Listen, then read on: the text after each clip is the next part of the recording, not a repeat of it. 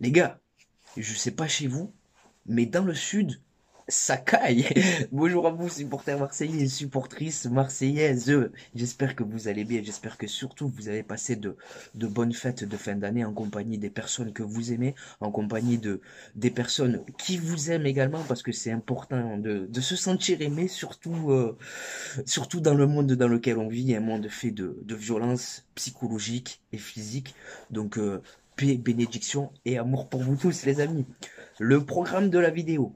Aujourd'hui, les amis, je vais être honnête avec vous. J'avais pas prévu de sortir de vidéo. Et j'ai vu passer un truc. Jean Onana, proche de s'engager à l'OM. On va en parler. On va également faire l'avant-match face à Thionville. Et j'ai envie de dire gare à l'excès de confiance. Et pour conclure, les amis, on va pousser un coup de gueule concernant le Paris Saint-Germain. Bien entendu, avant de rentrer dans le vif du sujet, je vous demanderai à vous tous de liker la vidéo, les amis. Pour toutes les personnes qui vont me découvrir à travers ce contenu, n'hésitez pas à vous abonner. Meilleure chaîne YouTube 2024 à suivre les gars. Touche pas à mon stade et touche pas à mon sahab. Surtout les gars. Ouais, voilà, tiens le mot. Ma mère, la relève hein, Ouais, pour c'est l'OM. bon, Hein. les gars, voilà. Vitignan, on n'en peut plus de Vitignan. Vitinul, je vous nique. Le sang. Donc, comme vous avez pu le voir, hier je me baladais parce qu'aujourd'hui c'est l'anniversaire à ma princesse. Donc, j'étais en train de lui chercher des jouets avec mon neveu et je suis tombé sur Mohamed Eni. Voilà, il habite la même ville que moi, si je dis pas de bêtises. Donc, il a pris le temps nécessaire, il a pris entre guillemets la peine de parler avec moi et ce fut un plaisir et je lui souhaite que des bonnes choses, les amis. Sachez que c'est un personnage, Mohamed Eni, les amis. Hein. Voilà, j'espère que vous êtes bien conscients que le mec, c'est un personnage. Voilà. Bon, nous pouvons enfin parler ballon et c'est ce qu'on va faire et on va commencer par le mercato et la rumeur Jean Onana.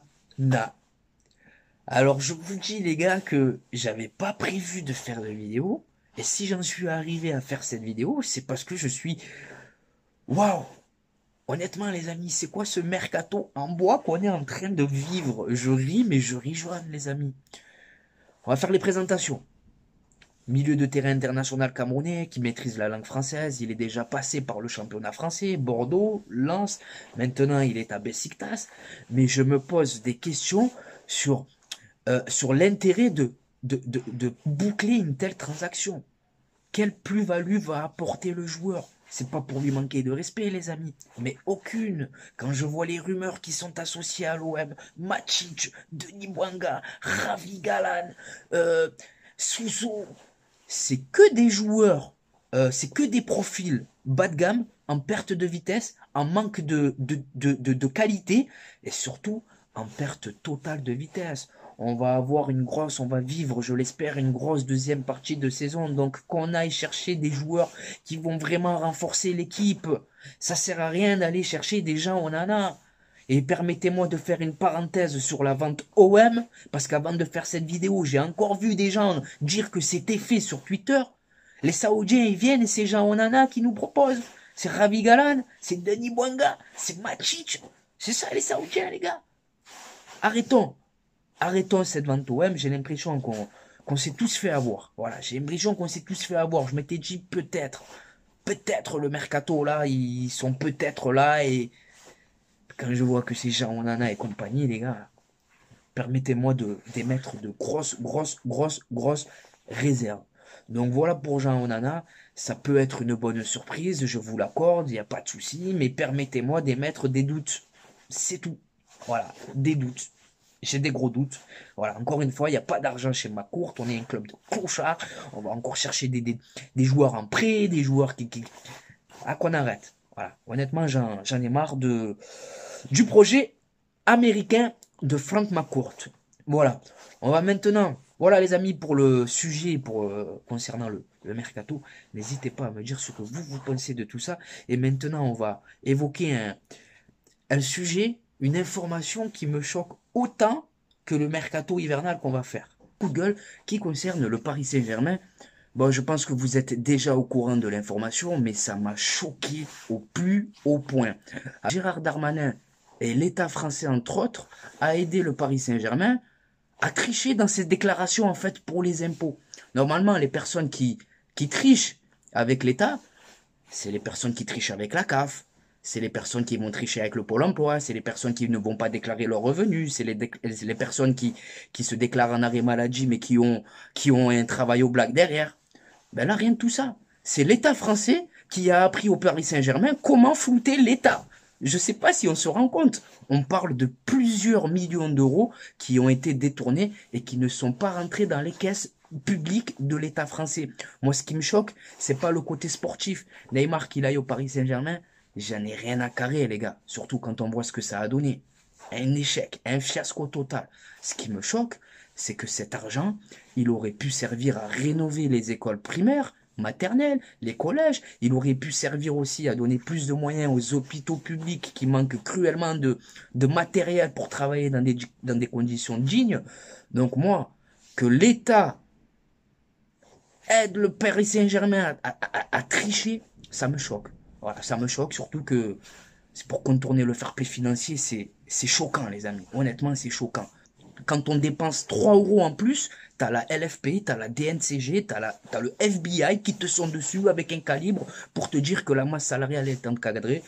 Et de l'autre côté, ben écoutez, on aide tout simplement le Paris Saint-Germain à tricher.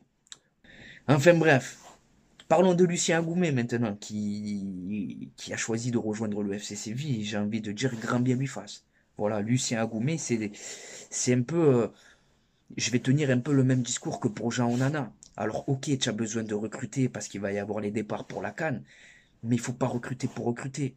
Lucien Agoumet, sans lui manquer de respect, c'est un éternel espoir qui n'y arrive pas. Qui n'y arrive pas. Donc au bout d'un moment, lui aussi, quelle plus-value il aurait apporté à l'effectif? Aucune. Et pour moi, pour l'instant, la priorité, c'est pas l'entrejeu. L'entrejeu, ça peut tenir. Là, tu dois recruter derrière et devant surtout. Donc voilà pour Lucien Agoumet et pour Wallace, les amis. Pareil, hein, c'est un profil apparemment qu'on pisterait pour l'entrejeu. Brésilien qui défend les couleurs de l'Udinese, mais je connais pas le joueur. Voilà, je connais pas le joueur. Ce que je sais, c'est qu'il a 28 ans, qu'il joue à l'Udinese.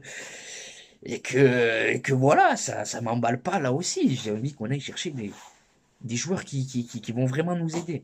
Parce que c'est ce qu'on a besoin, des joueurs qui viennent pour nous aider, pour nous donner un coup de main pour 6 mois, peut-être plus s'il y a un prêt avec option d'achat, mais voilà, Agoumet, voilà, Smačić, Bouanga, non, ça m'emballe pas. Après, il peut y avoir des bonnes surprises, les amis, mais permettez-moi d'être pessimiste et d'émettre quelques réserves. Voilà, il y a des bonnes, peut y avoir des bonnes surprises, bien sûr. Tu fais signer un joueur que personne ne connaît. Bien sûr, ça peut être une bonne surprise, mais recruter 10 joueurs que personne ne connaît, je suis pas sûr que les 10 ils soient bons. Voilà. C'est que mon avis, les amis, pour les rumeurs dans le sens des mercatos. Donc, ce qu'il faut retenir, c'est que Jean Onana, apparemment, il arrive. Lucien Agoumet, il faut oublier. Tout comme Wallace, je pense. Voilà. Maintenant, les amis, ben écoutez, on va passer à l'avant-match face à Thionville. Je suis pas sûr de pouvoir regarder le match parce que c'est l'anniversaire à ma princesse, les amis. 14h30, peut-être que je serai en plein dedans. Mais en tout cas, j'ai envie de vous dire qu'il ne faudra pas prendre ce match à la légère, les amis. L'année dernière, ça doit nous servir d'exemple, hein, la Coupe de France, où on sort le Stade Rennais, on sort le Paris Saint-Germain pour se faire éliminer face à Annecy. C'est une compétition qui dégage un charme. La Coupe de France, c'est pas la Coupe de la Ligue. Tu peux voir des boulangers taper des joueurs professionnels et on en a souvent été victimes, les amis. Canet, Roussillon, Carquefou. Bref, j'en passe. On a souvent vécu des grosses désillusions en Coupe de France. Donc j'espère qu'aujourd'hui, face à Thionville, on sera humble, mais déterminé. Et j'espère qu'on aura bien préparé la rencontre, parce que honnêtement, je vivrai mal une élimination face à Thionville. On va pas se mentir, logiquement, dans un monde où tout va bien, tu es censé passer ce tour, mais les yeux fermés. Parce que tu es quand même professionnel, ton métier c'est de jouer au football tous les jours, de t'entraîner, et ça depuis que t'es gamin. Et en face, tu vas affronter des joueurs qui après la rencontre, retourneront à leur métier. Boucher, boulanger, préparateur de commandes. Il y en a peut-être qui tiennent la sacoche à la Castellane. Je sais pas. Mais c'est des gens comme vous et moi, qui aiment le ballon. Donc, bien sûr que nous sommes les favoris. On doit assumer ce statut de favori. Et on doit, j'ai pas envie de dire on doit ressortir de ce match Ça doit pas être un match facile parce qu'ils seront motivés en face, mais on doit faire le taf. Voilà, on doit vraiment faire le taf face à Thionville parce que moi j'aimerais qu'on aille chercher cette Coupe de France. Ça doit vraiment être l'un de nos objectifs cette saison. La composition pour affronter cette équipe de Thionville. Alors, il y a les départs à la CAN. Je sais pas s'il y a des blessés. J'ai pas fait un tour. Donc ne m'en voulez pas si je vous mets dans mon 11 de départ des joueurs qui ne seront pas présents aujourd'hui. Alors on va commencer par le poste de gardien de but. J'alignerai Ruben Blanco. Voilà, j'alignerai Ruben Blanco parce qu'il est quand même numéro 2. C'est la Coupe de France. On va jouer que face à Thionville sans leur manquer de respect. Donc pour lui montrer que lui aussi il peut compter, qu'il compte, qu'on compte sur lui, qu'il est important dans le vestiaire, j'alignerai Ruben Blanco. Ensuite, je sais pas, avec le départ d'Mbemba, je ne sais pas si on jouera en 3-4-1-2 là, ou en 4-3-3, donc je vais partir sur un 3-4-1-2. Donc défense à 3, Samuel Gigot, Balerji et Meïté, voilà, qui ne disputera pas la CAN. Au niveau des pistons, ben écoutez, j'alignerai Amir Murillo à gauche pour faire souffler Renan Lodji et Jonathan Gloss à droite. Dans l'entrejeu, Geoffrey Kondogbia et Bilal Nadjir. Voilà, Nadjir, ça peut lui permettre de gratter du temps de jeu avec l'équipe première, de gagner en confiance parce que voilà, il va affronter une équipe. Nadjir, il joue contre des équipes comme Thionville tous les week-ends, voilà, avec la réserve. Donc, je pense pas qu'il ferait tâche sur le terrain. Donc, Kondogbia Nadjir. Au niveau du numéro 10, c'est là que les choses se gâtent, les amis. C'est là que les choses se corsent. Ben écoutez, j'alignerai Jordan Verretou. Voilà, Jordan Verretou au numéro 10, je pense que ça peut le faire. Hein, c'est un profil beaucoup moins offensif que ceux de Amin Harit ou Iliman Ndiaye, mais je pense que ça peut le faire. Et pour les deux de devant, ben, Vitinha et Aubameyang, voilà. Donc voilà pour ma composition face à Thionville. N'hésitez pas à me dire ce que vous pensez de cette rencontre. Et pour mon petit pronostic, ben écoutez, je vais essayer d'être positif, je vais essayer d'être optimiste. Victoire 3-0 de l'OM. Voilà, avec Aubameyang pour le doubler et pourquoi pas Vitinha qui se relancera, pourquoi pas. Soyons fous. Donc voilà les amis, j'ai été complet avec vous, j'ai évoqué tous les sujets, j'ai évoqué l'avant-match face à Thionville, le mercato, les manipulations du Paris Saint-Germain et de l'État. Et voilà les amis, maintenant c'est à vous de jouer, c'est à vous de vous abonner, c'est à vous de me dire ce que vous pensez de tout ça en commentaire, parce que ça aide pour le référencement, ça aide pour tout un tas de choses, donc je vous remercie. Dans quelques secondes, changement de coupe de cheveux, changement de tenue, et je vais vous parler d'un bon plan maillot, mais il faut pas le prendre en compte parce que je ne travaille plus avec eux, je n'ai plus de retour de leur part. Donc par mesure de précaution, ne commandez plus chez leur site, et ne commandez plus avec mon code promo. Voilà les amis, merci à vous d'avoir visionné la vidéo. Écoutez, on va passer à l'instant réseaux sociaux, je vais vous donner mes réseaux sociaux, voilà, comme je viens de le dire, donc ça me permet d'être beaucoup plus proche de vous les gars, ça me permet de savoir ce que vous pensez sur YouTube, c'est moi qui parle, tandis que sur Snapchat, ça me permet de savoir ce que vous pensez sur Snapchat, je filme ma vie, les infos de l'OM, les bons plans maillots les gars, le bon plan maillot, 26 € le maillot de l'Olympique de Marseille, 10% de réduction avec mon code promo TPAMS. Il n'y a pas que l'OM, il y a tous les clubs, toutes les sélections nationales, il y a les ensembles de survêtements, les maillots d'avant-match, les polos. Bref, ajoute-moi sur Snapchat Khalil-du6 TPAMS 13 et je te dirai tout ce que tu dois savoir. Ensuite, on a Instagram. Instagram, on est sur un contenu différent. C'est moi et ma grosse tête au vélodrome, devant le vélodrome, avec des joueurs que j'ai pu approcher en photo, en vacances notamment, donc TPAMS 13. On a Twitter, ou sur Twitter, j'ai réagi à chaud sur l'actualité olympienne et sur l'actualité footballistique, donc c'est TPAMS 13 13 13. Et enfin, pour conclure, on a TikTok où c'est touche pas à mon stade, tout attaché.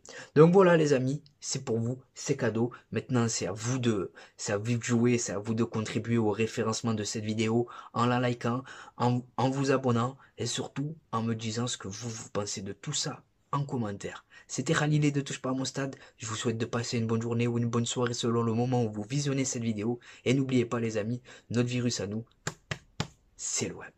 Ciao les amis. Bon match à la famille. Et bonjour à vous supporters marseillais, supportrices marseillaises, j'espère que vous allez bien. On se retrouve aujourd'hui pour une nouvelle vidéo et pas n'importe quelle vidéo. 24 heures dans la peau d'un supporter marseillais et comme vous pouvez le voir, aujourd'hui le cadre il est tout simplement magnifique. Bien accompagné en attendant le match explosif qui nous attend de ce soir. Olympique de Marseille, Bayer Leverkusen. Donc au programme les amis, là on se rafraîchit, on s'hydrate bien entendu. Et juste après, direction le Vélodrome pour vous faire vivre l'ambiance exceptionnelle qui nous attend ce soir. Dans le stade Vélodrome, il y a une marée les gars. Il y a une marée, c'est impressionnant. Le retour de l'Olympique de Marseille, Adel, t'en penses quoi? Allez l'OM les gars, tout simplement. Regardez, légende olympienne les amis, monsieur Charles de Bonneau. Et regardez les amis comme il est accueillant, fait la photo avec tout le monde. Hein. Normal. Un mot pour le mercato. Le mercato pour l'instant est extraordinaire. On peut faire confiance aux dirigeants. Oui. Ce qu'il y a de certain, c'est qu'il y a d'autres joueurs qui vont arriver. Oh merci, merci. Et encore merci pour tout ce que tu as pu faire pour l'Olympique de Marseille. Hein. C'est normal. Exceptionnel les gars. La légende Jean-Charles de Bonneau avec une grosse info mercato. Et là il n'y a rien frère. Info mercato carrément, tu Il a annoncé 2 grosses arrivées encore les gars, vous l'avez entendu. Les amis, c'est là que tout se passe. C'est là que tout se passe les amis. Le Vélodrome. De retour à la maison les gars. Exceptionnel. Exceptionnel. La ferveur du rêve marseillais. Allez, on ratapoue.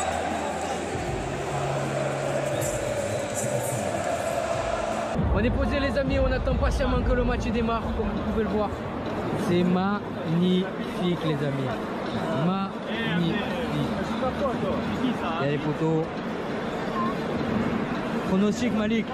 Toujours 2-2, mais confiant pour la victoire. Mahmoud, pronostic. Toujours 1-1. Change pas. Match nul. Adal, pronostic. Exceptionnel les gars. Voilà, Emran Soglou. Ounaï.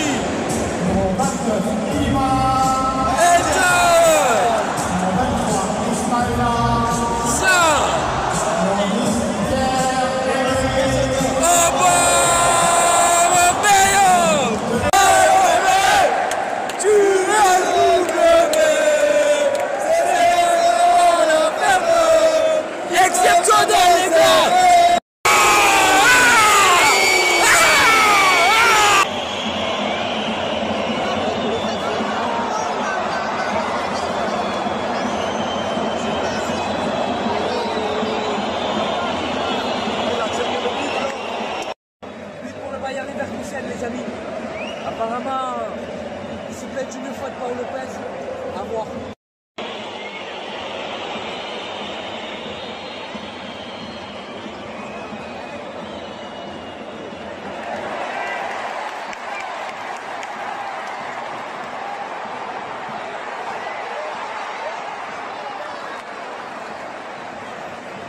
C'est la mi-temps les gars, pour l'instant on n'y arrive pas, Paul Lopez il te ménique hein.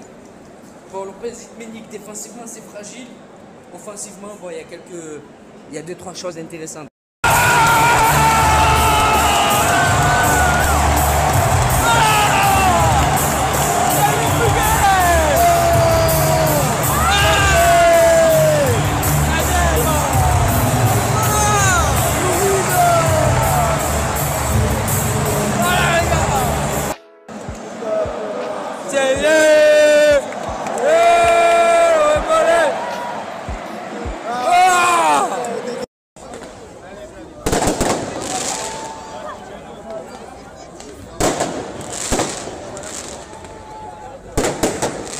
Sur l'âge des joueurs.